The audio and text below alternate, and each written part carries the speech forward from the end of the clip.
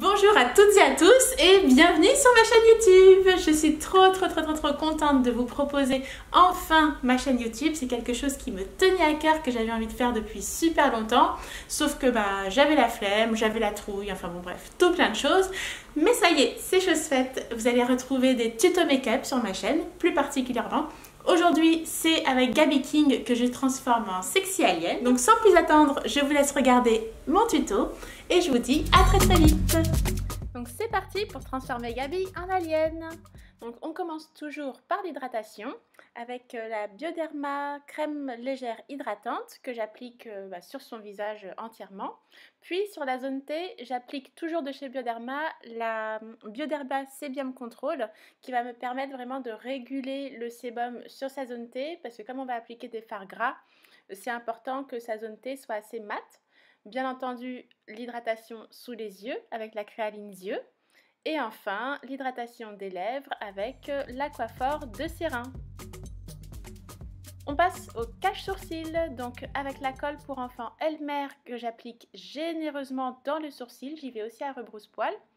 Et je vais utiliser ensuite un peigne pour brosser les sourcils vers le haut et vraiment plaquer le sourcil de façon à ce que le volume soit invisible ensuite lorsque je vais faire mon maquillage. Donc c'est très important de faire attention à ne pas rentrer les dents dans la peau et puis à bien coller, bien plaquer les poils sur la peau. Ensuite, j'enlève l'excédent de colle avec une lingette. Puis, je matifie le sourcil, donc j'enlève vraiment le côté collant avec une houppette et de la poudre. Là, c'est de la poudre translucide, je crois. Parce que j'ai pas besoin en fait que la poudre soit colorée vu que je vais faire le teint violet. Je vais tout de suite annuler la couleur du sourcil avec les fards gras. Donc là, ce sont deux fards gras de chez... un de chez Make-up Atelier, un autre de chez Kryolan. Donc avec une éponge, je tapote pour annuler la couleur noire du sourcil de manière uniforme.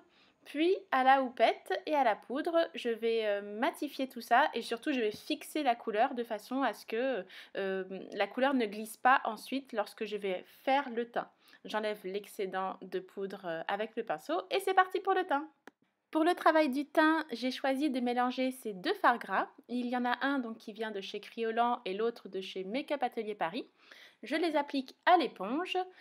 Quasiment tout le travail du teint au fard gras, je le fais à l'éponge car c'est plus facile pour moi au niveau du nettoyage des éponges et puis de l'application du teint. Mais vous pouvez également faire ce make-up avec les pinceaux, il n'y a aucun souci là-dessus. Alors il faut s'armer d'un tout petit peu de patience pour que le teint soit uniforme. Et puis pour ce travail-là, il ne faut pas également oublier les oreilles, le cou, le buste. Laissez le contour de l'œil libre de matière afin de favoriser l'application du fard plus tard, le fard sec. Là maintenant, on va passer aux lumières, toujours avec un fard gras. Là, il est de couleur blanche, il vient de chez Kryolan. Je l'applique en V au niveau du dessous de l'œil et j'étire jusqu'aux tempes la lumière parce que j'ai vraiment envie de toujours donner ce regard très étiré. Et puis, et puis je l'applique sur la zone T, à savoir le front, le menton. Je n'oublie pas le buste et le nez, je le ferai à la fin parce que je ne vais pas utiliser une éponge, je vais utiliser un pinceau. Maintenant, on va passer aux ombres. Alors, je mélange un fard gras noir de chez Make-up Atelier avec un fard violet foncé parce que je ne voulais pas que ce soit ni trop clair ni trop foncé. Alors je voulais également que tout le contour du visage de Gaby soit vraiment ombré. Donc je n'hésite pas à faire vraiment tout ce contour de front au niveau des tempes. Je creuse ses joues et puis je n'oublie pas le buste également. Et maintenant avec le pinceau, je vais faire le nez enfin. Donc toujours les mêmes couleurs, le violet noir pour l'ombre et puis le blanc pour la lumière. Mon contouring de nez est assez marqué et c'est voulu. Et j'aime également lorsque l'on prolonge l'ombre du contouring dans l'arcade sourcilière. Je trouve que ça fait plus joli, en fait ça accentue, ça donne un visage plus structuré. Donc n'hésitez pas à le faire, même pour un maquillage beauté. Et puis pour terminer, je mets également en avant la zone de lumière au niveau de sa mâchoire parce que bah, c'est sexy également. Et puis maintenant, on va passer au mélange de tout ça parce que là, ça fait plus une peinture, je ne sais pas, alien, mais pas de ce que je voulais. Donc, pour mélanger le tout, c'est idéal lorsque l'on utilise l'éponge à teint. Celle que j'avais utilisée en fait pour faire vraiment ma base de teint violette. Vous pouvez le faire également avec votre pinceau parce que c'est la meilleure manière vraiment de faire fondre les différentes couleurs entre elles. Donc ça aussi c'est pareil, il faut s'armer de patience. C'est vraiment petit à petit que vous allez commencer à retrouver un résultat un peu plus fondu, un petit peu moins marqué. Et on va fixer le tout à la poudre. Donc je lisse d'abord les traits au niveau du dessous de l'œil, puis je poudre le tout à la houppette. Faut pas hésiter d'utiliser la houppette parce que les fards gras c'est très gras et la houppette en fait déjà ça a une grosse surface et puis ça va permettre vraiment de poser pas mal de matière qui va permettre de fixer, de matifier le tout. Alors j'utilise une poudre blanche pour les zones de lumière et une poudre translucide pour le reste de son visage. Et ensuite j'enlève l'excédent avec le pinceau. Je prends un pinceau un petit peu plus fin pour les zones plus difficiles d'accès. Et voilà!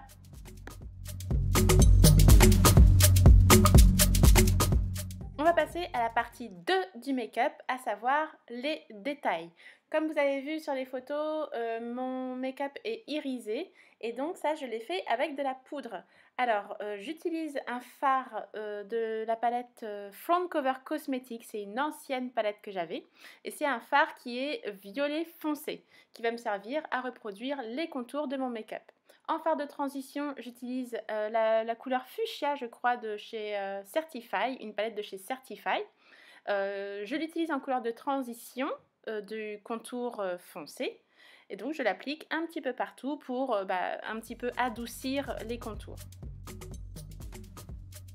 Par-dessus cela, j'utilise le fard rose de la palette Marble Rose Gold de chez Makeup Revolution.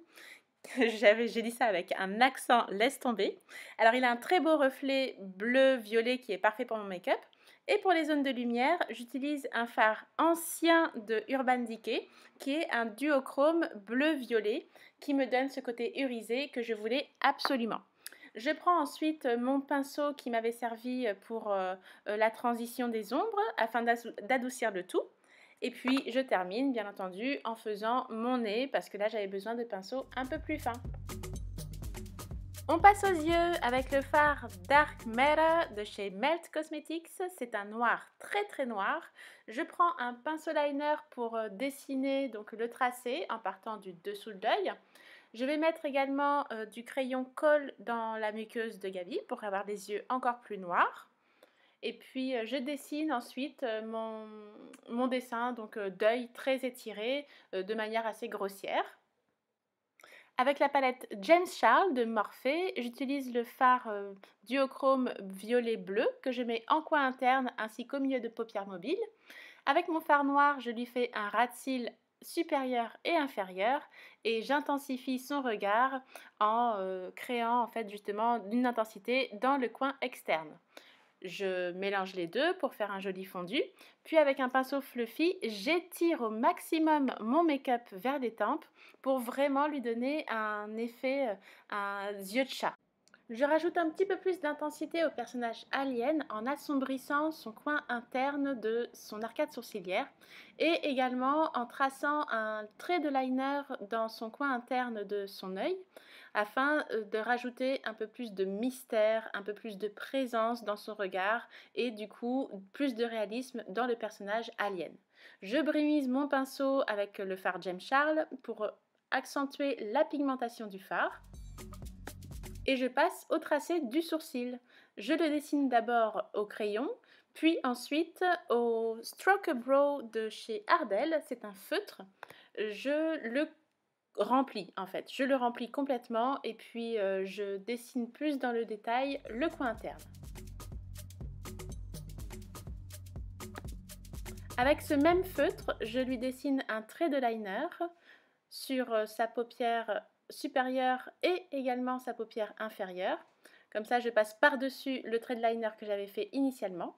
Et je passe aux lèvres. J'ai fait un mélange de 2 rouges à lèvres de la collection Sephora, un bleu et un violet très profond, ce qui donne cette magnifique couleur raisin, sauf que je le voulais plus mat, donc je mets de la poudre libre sur ses lèvres afin de matifier ses lèvres.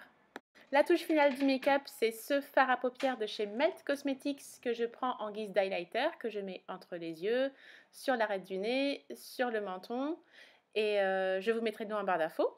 Je mets du mascara, des faux cils, et le maquillage est terminé. J'espère que cette première vidéo vous a plu. N'hésitez pas à vous abonner à ma chaîne, à mettre un commentaire, à liker la vidéo si elle vous a plu, à aller voir la chaîne de Gabi, je vous mets le lien en barre d'infos. Et en attendant, je vous dis à la semaine prochaine pour une nouvelle vidéo. Bye bye!